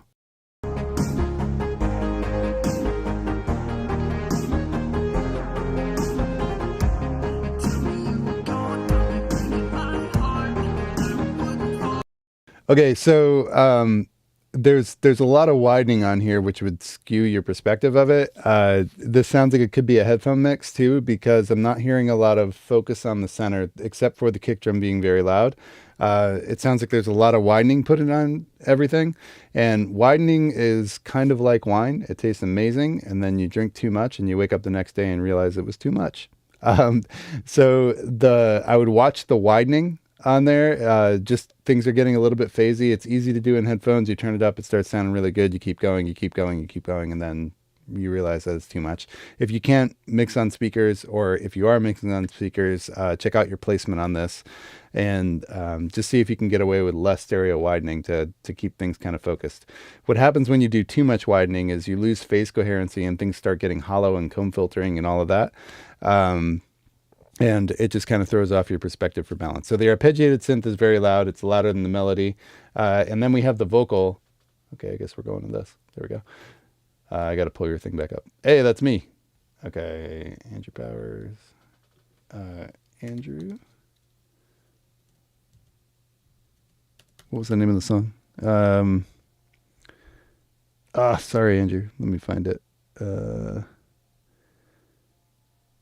Frontlines. Thank you. Okay, great. Yeah, so one more time listening.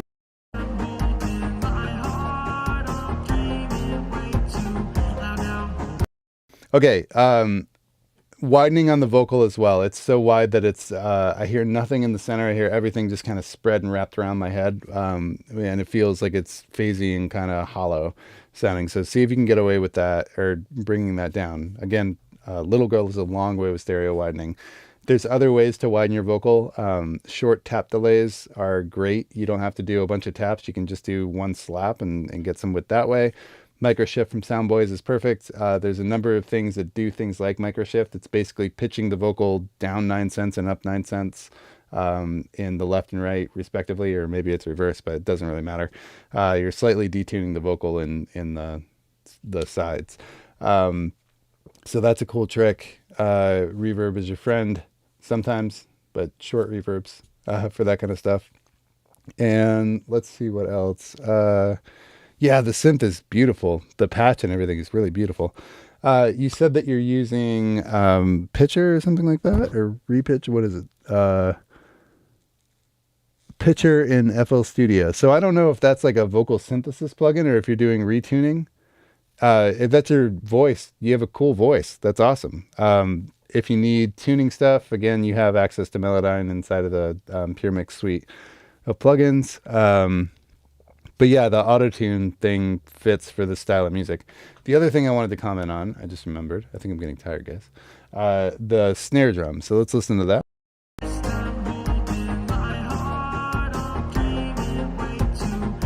Okay, so focus on the attack of the kick and the snare drum. Let's listen to those.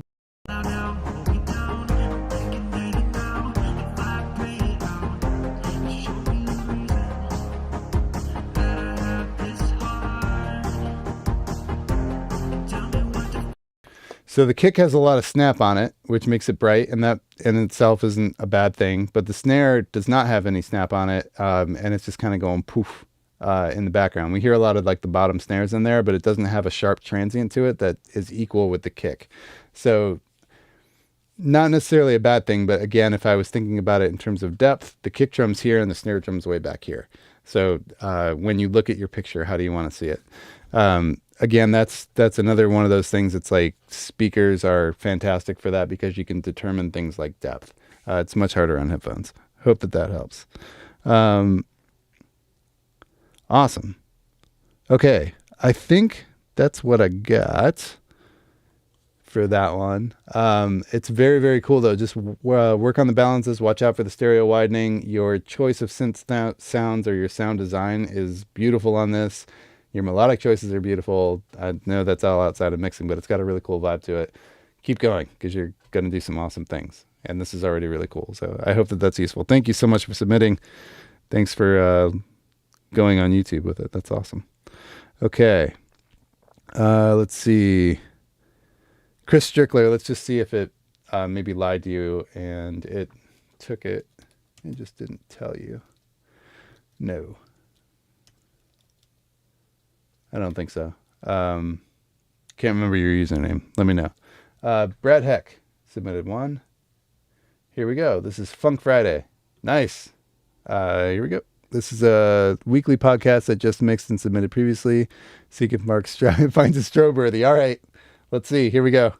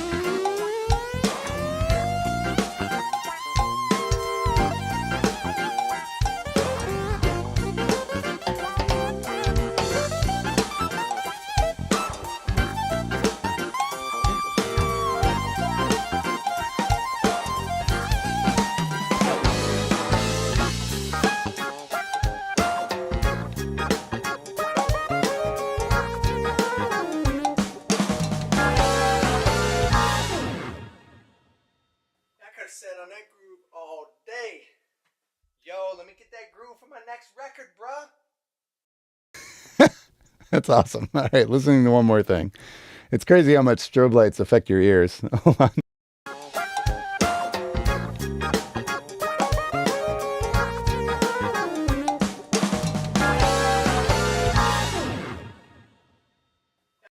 Man, that's killer. I barely have anything. Two things. Kick and snare. Same thing as I was just kind of talking about. Kick drum is a little bit loud and has a lot of attack. Snare drum has a little less attack than that, and it's a little bit behind the kick drum. You obviously understand groove. So I would say that the kick is maybe out just a hair too much, but it feels really good. My voice is just dying, guys.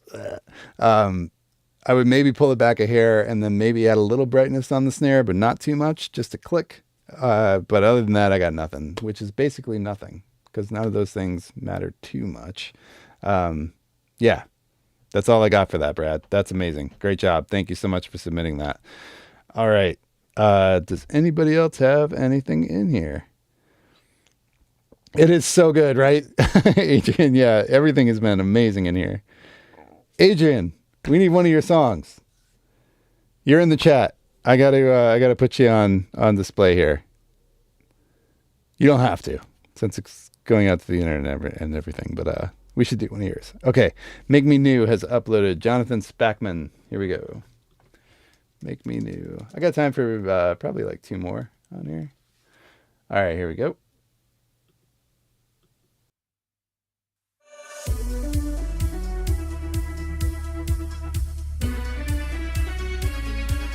Something was missing, I couldn't explain. Searching for answers again and again. Then I heard you calling, and my life was never the same. I'm going to point something out right here so we can listen to it as we go. It's sounding really good overall so far where we're at. I want to point something out in the vocal. It's got a lot of low mid stuff, and this is low mid resonance. So I've been talking about it in other songs, but I definitely hear like a build up in that like 160 to 200 ish area. Blah blah blah. Numbers doesn't matter. Just find it with an EQ and do your thing. But yeah, low mids, just kind of resonating. It sounds like the singer's really close on the microphone and just resonating, and could use some of that cleaned up a little bit. Pro Q3, great. To just kind of find that sort of stuff. I would definitely deal with this with the static EQ. And last thing I'll talk about with this, I was going to possibly recommend Gullfoss or Sooth 2. Gullfoss and Sooth 2 deal with problems as they arise, right? So basically, you've got Pro Q3, which deals with problems in a permanent way. It's just like I put a band in, it's on, unless you automate it or use dynamic EQ. But you can either EQ that band out, or you can use something that just reacts to it, like a dynamic EQ or a dynamic band in Pro Q3. This one I would say is a static thing. So one thing that I've said on the show before is don't deal with a temporary problem with a permanent solution. But in this case, it's a permanent solution, so you would use that here. Okay, here we go. Something was missing, I couldn't explain. Searching for answers again and again. Then I heard you calling, and my life was never the same. Reaching through darkness to cross the divide. You bridged the distance from your heart to mine. Now I live in freedom, 'cause you laid it all on the line. 'Cause you're changing all I see. Broken, I make complete. Finding this perfect freedom. That resonance just moved up, so now it's in a harmonic of where it was. It went up into, like, for my ear, somewhere between 250 and 3 something. So for that, you might try Surfer EQ, but you could also just automate another band in to deal with that resonance. But there's definitely some resonance happening in the low mids. Here we go. My old ways are in the past, future secure at last. Jesus in everything, you make me new.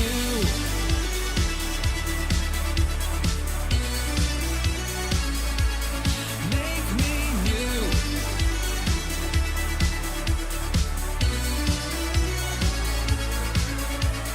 You making me new. Over and over, now forever.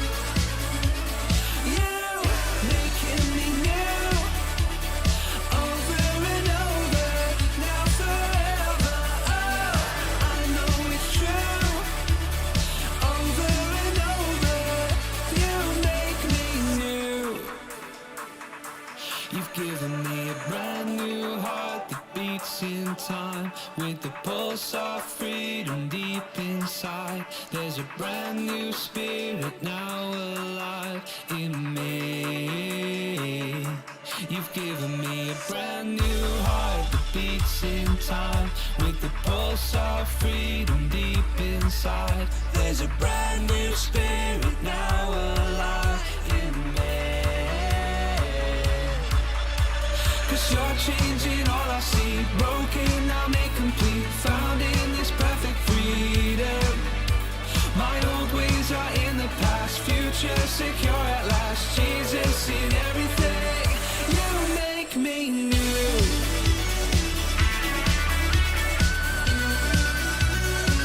Oh, you make me new.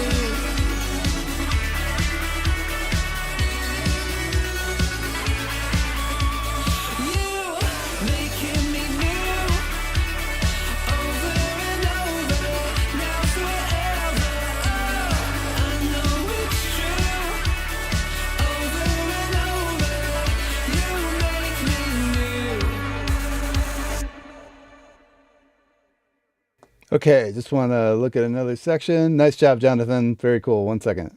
Now I live in freedom 'cause you laid it all on the line. Over and over, you make me new. Changing all I see, broken now made complete, found. Okay, so I'm listening to the drums, the bottom of the kick and the snare tone from here to the ending. So listen, this section and then the end section. Changing all in this perfect freedom. Broken now made complete, found in this perfect freedom. My old ways are in the past, future secure at last. Now forever, oh, I know it's true. Okay, so the bottom's different there. Couple things here. So the vocal is way more important in this section because all that size is taken out of the kick drum. The vocal gets to come forward in that. Whereas at the end here, when the drums are massive, it kind of gets pushed back because we're not being told it's as important, right? So listen to. Now forever, oh, I know it's true. We also have that synth on top.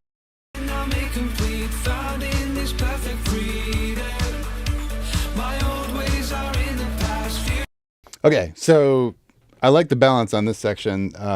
It's interesting that you took low end out of the drums there. That's cool. So 6 of 1 had a good question. He's wondering what speakers you're mixing on. I'm wondering as well. If you could let us know in the chat.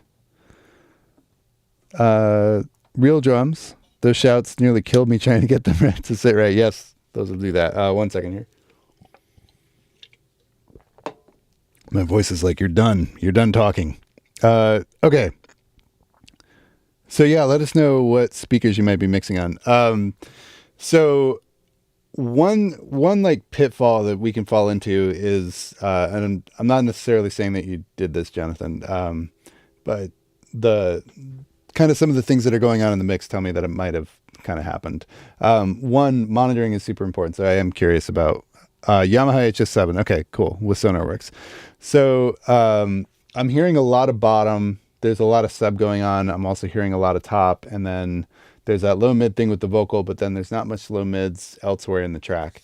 So there might be a monitoring thing happening there. Even with SonarWorks, sometimes that stuff can happen. Your room, you can't solve physical problems in the time domain usually. Like if you have standing waves or a low ceiling or no treatment on the walls, SonarWorks can't reduce decay time in your room, stuff like that.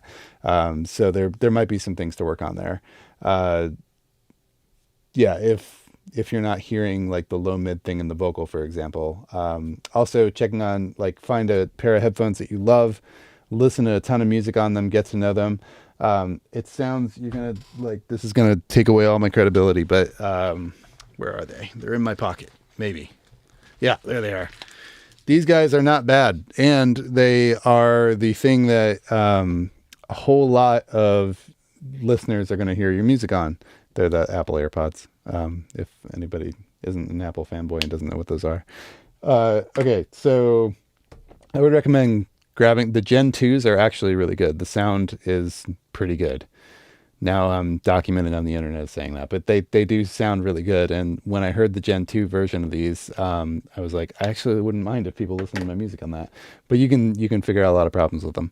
All right, that stuff aside, one thing that's important to do in mixing is not to just try to make everything sound amazing. This goes back to what I was saying before, and I don't want to be a broken record, but like deciding what's important in the mix, what should be where, based on priority. And these are things that, like, when you start a mix, just listen to the rough if you have a rough. If you don't have a rough, listen to the static mix that's up on the board when you first pull it up or whatever. Just listen to the song. Don't touch anything. Don't put anything in folders. Don't color code. Just sit and listen and ask yourself questions about the song. So what are the most important elements of the song? What's the story of the song? What's the emotion of the song? What do I want to make sure comes across in this mix? You might internalize those things, but sometimes it's very easy for those to just be like subconscious thoughts, and then you don't really pay them mind or move with intention toward them. With every single mix that I do, I listen to the rough and I ask myself those questions, and it's just what's happening inside of the song. What is important? If I was given a rough, I'm asking myself, like, what did they think was important in the rough when I took it over or whatever, because I want to stay true to their intention or whatever. How am I going to change things from scene to scene if it calls for that? Sometimes it doesn't, but basically, what's the roadmap? What's the plan for this mix? And if instead of doing that, we just make everything sound good, we're being audio technicians, right? Like our job is to make every single element sound good. And you can make everything sound good individually, but then you stack them all together and then it doesn't quite fit the picture. So at our core, we're musicians and we do this because we love music. So instead of being the audio technician that makes everything sound incredible by itself, be the musician that creates the song. Help bring the song to life and basically, like, what is the song telling you? What is it telling you should be heard here? What is it telling you should be heard in the bridge? All of those kinds of things, and bring that to life. So approach mixing with a musical direction instead of just a sonic, like, how great can I get the drums to sound? I'll make my drums sound more powerful than everybody else's, or like that synth should blow my head off and like be the most exciting thing ever. Yes, it should, but in the context of the song, if that makes any sense. So there's a number of things out there about, like, don't work in solo or what. I work in solo sometimes. I don't necessarily agree with that one, but yeah, think of things as the song, not just as the individual elements. The mix does have a lot of energy, but I'm losing the vocal.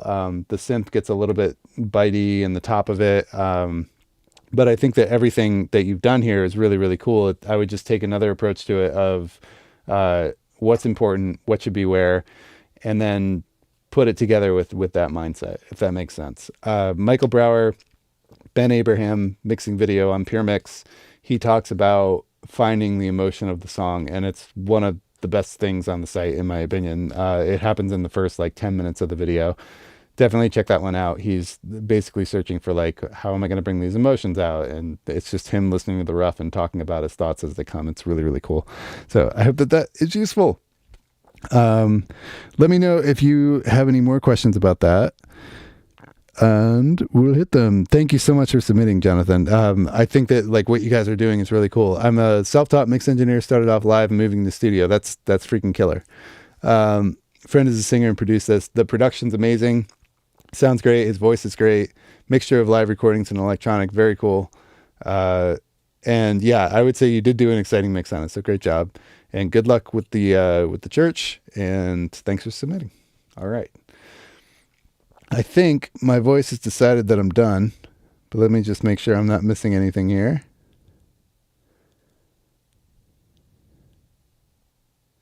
Dun, dun, dun, dun, dun. I think I hit everybody. If I didn't, yell at me quickly. Andrew. Oh, Juan, I'm sorry. I got you on here. Here we go. All right. Piece of me. Here we are.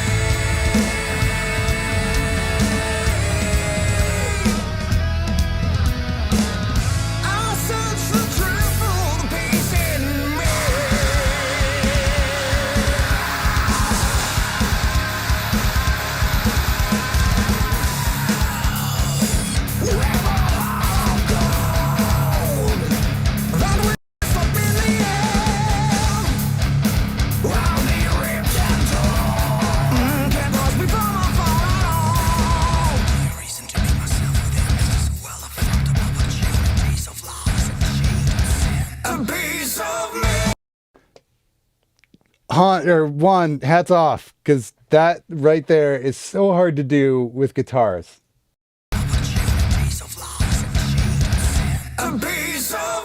There's a little bit of extra resonance, like extra decay in the low mids of it, but one more time. Yeah, there's one little overtone I would go after, but it's really hard to get guitars to feel that like powerful and present during low chugs like that, and have them as close like to the listener as you did. So I think that is awesome. Great job.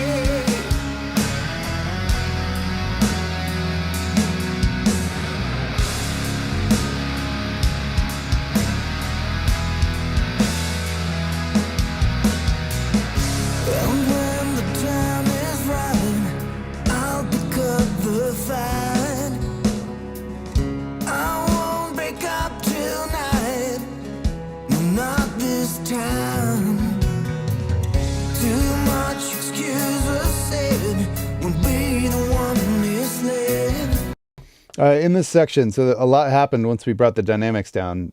Sorry, let me turn off my devil lights here. 1 second. Okay. A lot happened in the dynamics of the song when we got to that section. As things came down, one thing I didn't hear was the drums coming down with them.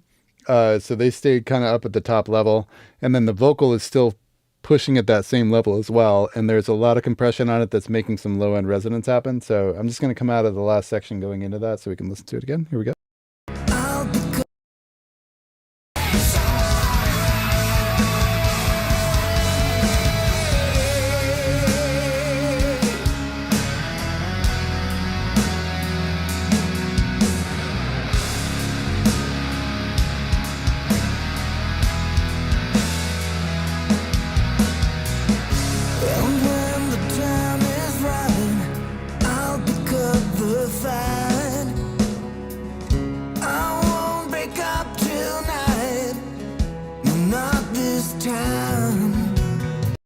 So as the dynamics came down from everything else in there, and it's not pushing into the limiter as much, the track's kind of opening up a lot, right? So the vocal's still super loud.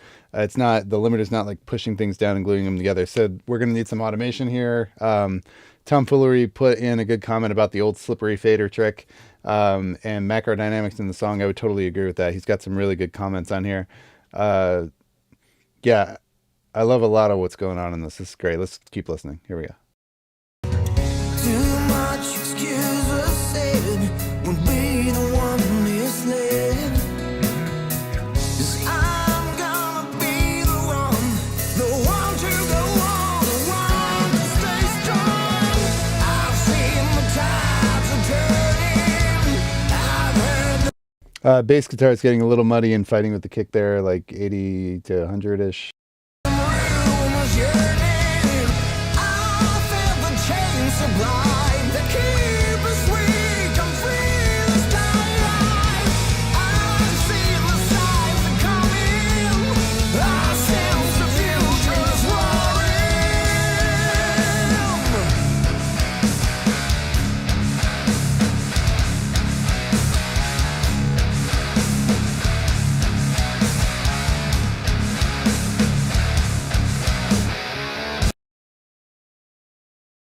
So right around here, boom, boom, boom, boom, boom. There's a little resonance in the guitar. Sorry for that terrible example. Here we go.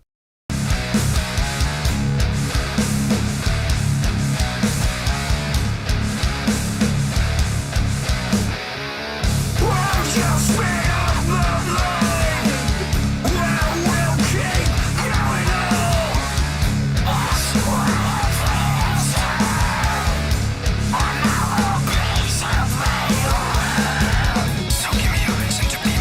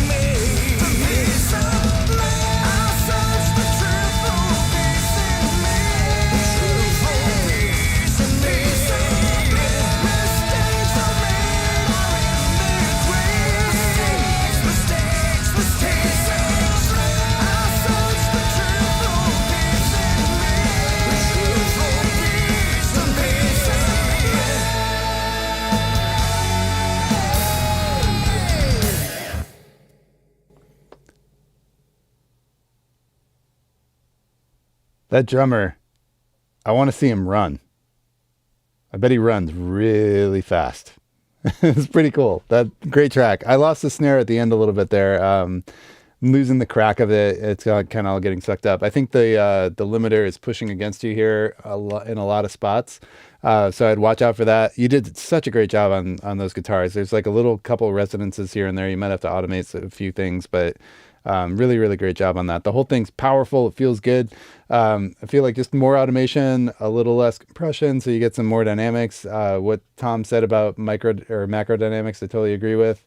Yeah, the kick feels like it's got a lot of low mid stuff happening, like 160-ish or something like that. There's something cloudy about it where it doesn't feel like it's got like that powerful boom with like the attack on it and the scoop in the middle or whatever.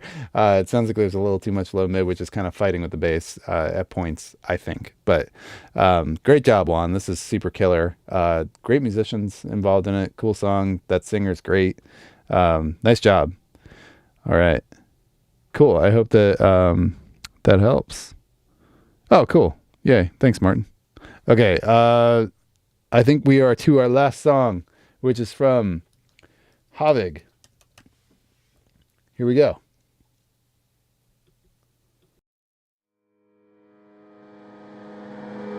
You give me that feeling I never thought could be true. Be no doubt, I sense the power of love holding closer to you. That's the run. That day on the walk with you, had a feeling that I never knew. Feeling like the river would. Feels hot like the heart pump blood. Every day I will be with you. Every day I'll be with you.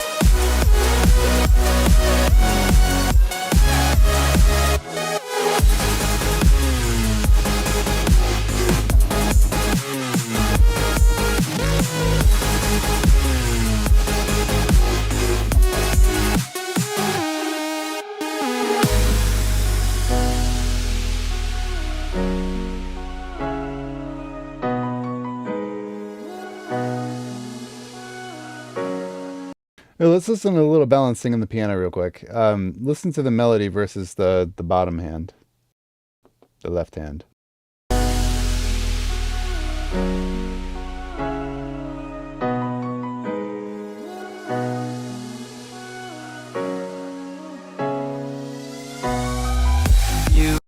So I'm guessing that it's on two separate tracks for that to happen. Otherwise, your velocities are low. But I would probably make those more in balance. Where right now it sounds like the left, like we had mics on the bottom of the piano, but not on the top, and we're losing the melody a little bit. Back to our regular program, whatever. Give me that feeling I never thought could be true. Be no doubt, I sense the power of love holding closer to you. That's the run. That day on the walk with you, had a feeling that I never knew. Feeling like the river would. Feels hot like the heart pump blood. Every day I will be with you. Every day I'll be with you.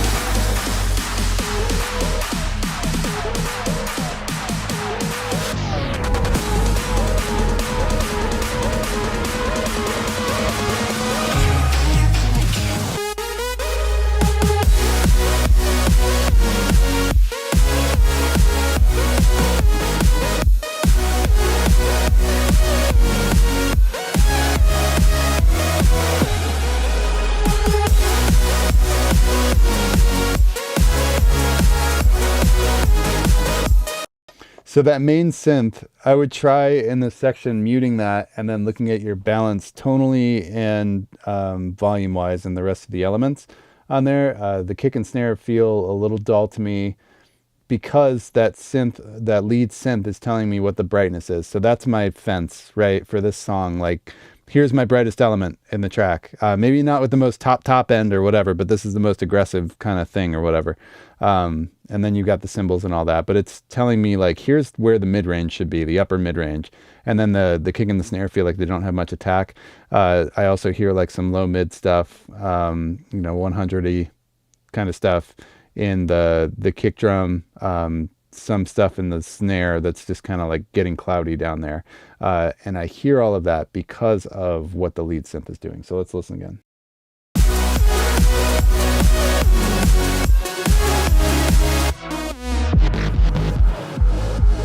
One more time, just because I talked about it.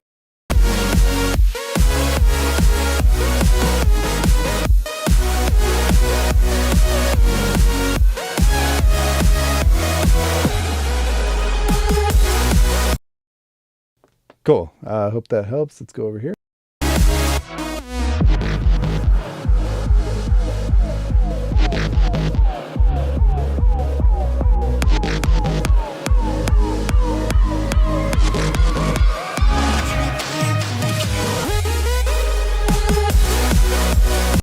I feel like that vocal hook should be up quite a bit. It sounds like it should be important to me.